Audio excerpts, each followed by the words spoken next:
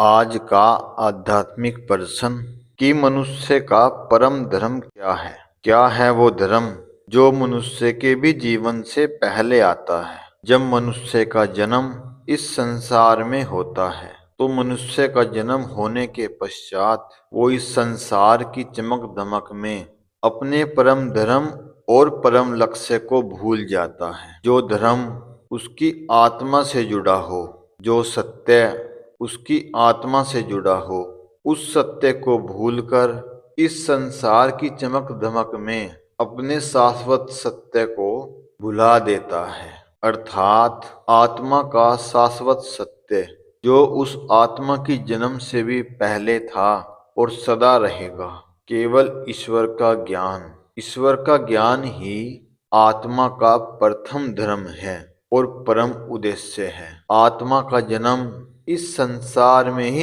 इसलिए होता है कि ताकि वो आत्मा इंसानी शरीर लेकर इस संसार में आने के पश्चात उस परम पिता परमेश्वर को याद करे, उस ईश्वर को याद करे जिसने उसे इंसानी शरीर देकर पृथ्वी लोक पर भेजा है। उसके बारे में ज्ञान अर्जित करे, ज्ञान अर्जित कर कर और इंसानों को भी उस ईश्वर के बारे में बताए, उस परमेश्वर की करुणा के बारे में बताए कि वो कितना परम दयालु है, परम कृपालु है।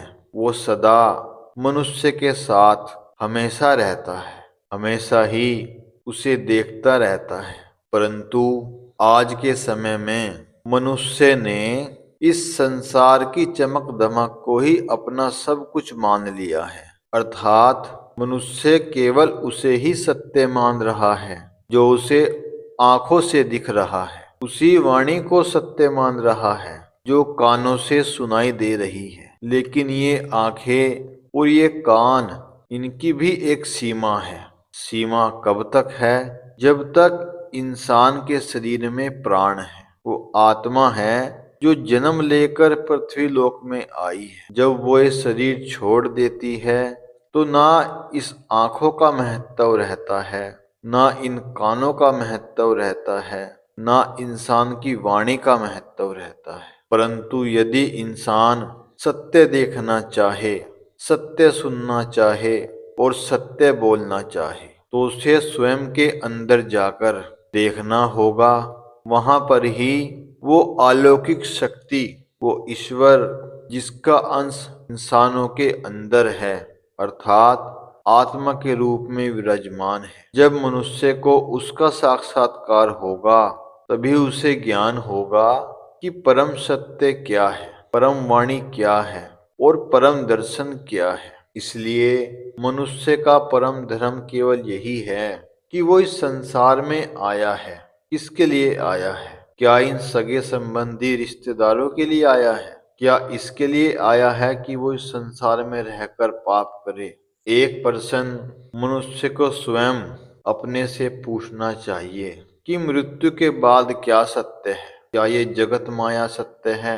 क्या ये सगे संबंधी सत्य हैं? क्या ये धन जो उसने पाप की कमाई से अर्जित किया है अपनी संतानों के लिए, अपने परिवार के लिए, क्या ये सत्य है मृत्यु के बाद? मृत्यु के बाद केवल एक ही सत्य है, वो ईश्वर, वो शाश्वत सत्य है। परंतु ये इंसान को तभी ज्ञान होता है जब उसका अंत समय निकट हो। फिर उसकी आत्मा उसे कहती है कि तूने पूरा जीवन इस संसार में अधर्म के लिए, धन के लिए, पाप के लिए और अपने सुख के लिए बर्बाद कर दी। परंतु यदि मनुष्य ईश्वर को याद करते हुए, अपने धर्म पर चलते हुए अपना जीवन व्यतीत कर रहा है तो अंत समय बाद उसे ईश्वर का साक्षात्कार अवश्य होता है, क्योंकि ने ईश्वर के बनाए हुए नियम का पालन किया है ने और इंसानों को भी बताया है कि ईश्वर क्या है।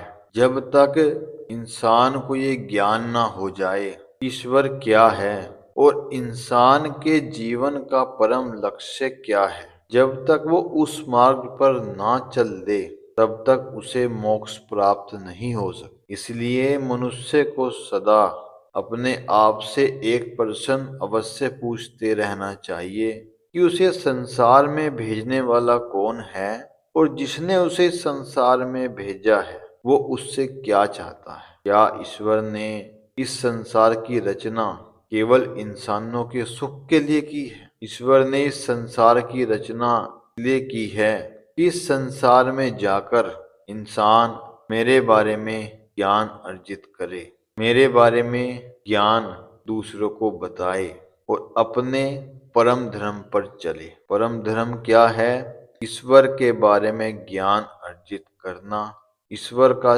चिंतन भजन सुमिरन करना। ये इंसान को अपने आप से रोज एक प्रश्न अवश्य पूछना चाहिए कि उसका इस संसार में आने का मेन उद्देश्य क्या है और किसने उसे इस संसार में भेजा है और क्यों भेजा है और किस लिए भेजा है। यदि इंसान ये प्रश्न करेगा तो उसे स्वयं ही बोध होगा कि इस संसार में आने का उसका क्या उद्देश्य है। इसलिए मनुष्य को सदा ईश्वर का शुक्रगुजार रहना चाहिए जिसने उसे मनुष्य को ये समझ